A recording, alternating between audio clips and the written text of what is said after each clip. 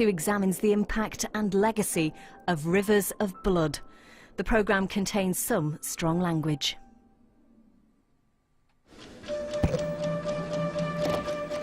"40 years ago, a group of conservative activists gathered at a hotel in Birmingham. They had come to hear a speech by the radical Tory politician, Enoch Powell. We were the only camera team there. BBC were there with the radio, and I think there must have been a couple of local newspaper people. Not that many, actually. It was a Saturday. It was a normal Saturday in April. Powell had kept the content of his address a closely guarded secret. No one knew they were about to hear the most controversial speech in modern British history. It would be called Rivers of Blood. In this country, in 15 or 20 years' time, the black man will have the whip hand over the white man. That speech triggered an explosion of bigotry and prejudice and alarm and fear and tension. It was right across British society. He had put a match to a tinderbox.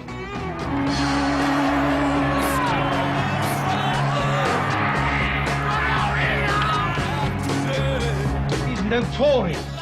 Powell claimed mass migration would bring division and violence.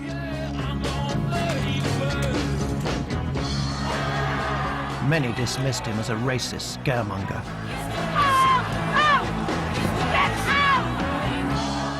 Powell's big mistake was precisely to talk openly about things that the political elite had decided could not be talked about openly, which is why he was drummed out of political life in Britain. Instead, the liberal establishment embraced a radically different vision for the country from that of Powell. Multiculturalism.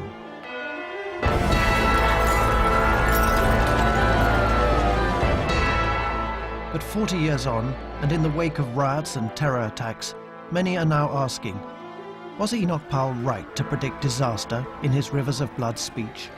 It is like watching a nation busily engaged in heaping up its own funeral pile.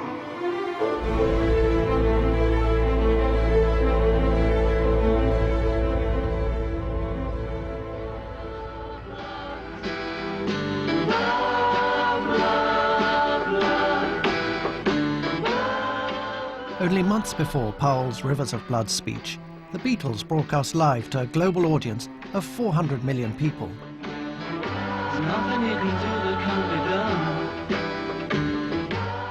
This was a radical new image of 60s Britain as a more liberal, diverse and tolerant society.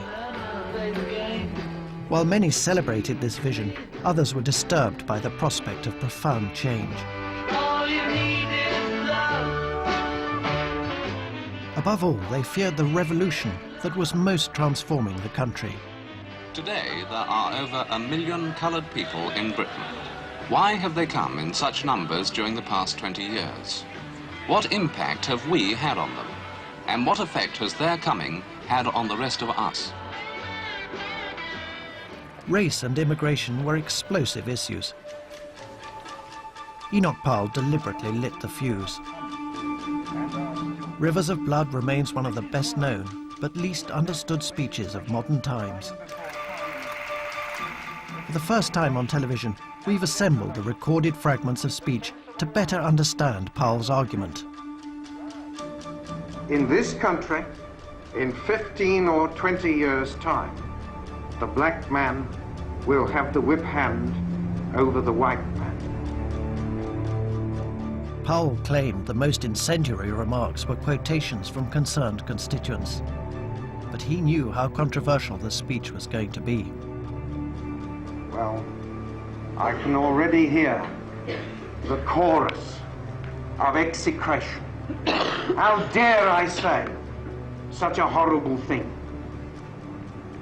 How dare I stir up trouble and inflame feelings by repeating such a conversation? My answer is that I do not have the right not to do so.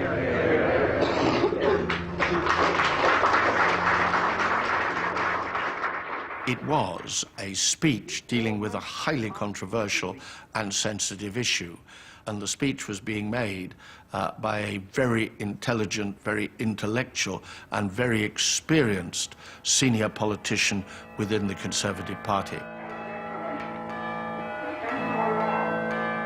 At the age of 56, Powell, a prominent right-winger, was taking the greatest risk of his career with an attack on immigration. Few frontline politicians had dared speak out against it until now. Powell saw himself as a radical visionary, more in tune with the feelings of the masses than with his colleagues. Enoch Powell had the gift of prophetic utterance. He had the gift of language and of mind to make prophetic statements from the mountain, which people listened to. Those whom the gods wish to destroy, they first make mad. He was a curiously intense man. Certainly a loner, certainly highly intelligent, certainly very confident of his own views and with deeply held views, and very determined that they should be heard. There was, in that sense, something of a missionary about him. Powell was a conviction politician. He'd already resigned from a previous Conservative government over economic policy. He was somebody who took a point, elaborated it, and was led by it to its own implied conclusion. And as a philosopher, I admired that. That's the way one should think if one's interested in truth. But if one's interested in persuading people, then of course that might be a mistake. People are often frightened by logic. They're frightened by the truth also. Excuse me, Mr. Powell, will you be letting your name go forward as a candidate? I'm saying nothing at all, so don't waste your time. Do you think your party's chances will be enhanced by a new leader? Enoch Powell was ambitious, but his career hadn't prospered as he believed it should have. In 1965, he had lost out in the race to become Conservative Party leader to his great rival, Edward Heath. I would like to express my gratitude to Enoch Powell. And I am, of course, delighted that we shall serve together in the shadow cabinet.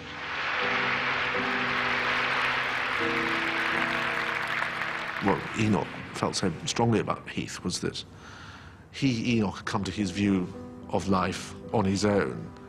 Heath had, if you like, tailored his view to what his smart friends in the Tory party wanted.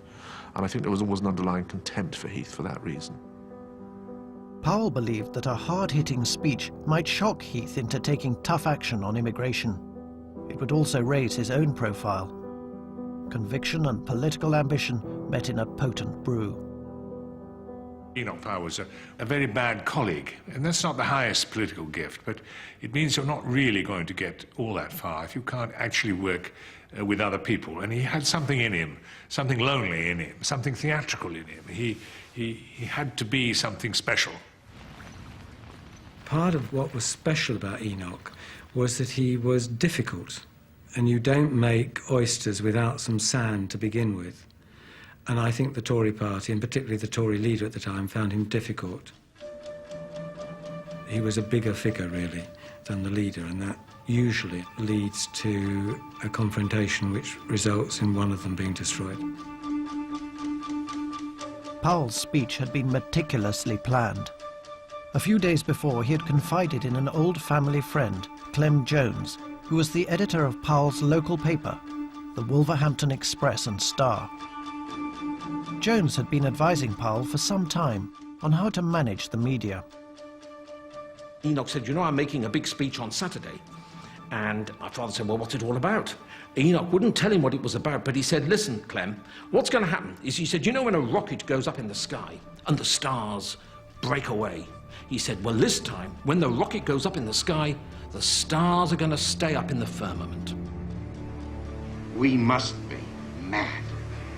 Literally mad as a nation to be permitting the annual inflow of some 50,000 dependents who are, for the most part, the material of the future growth of the immigrant-descended population.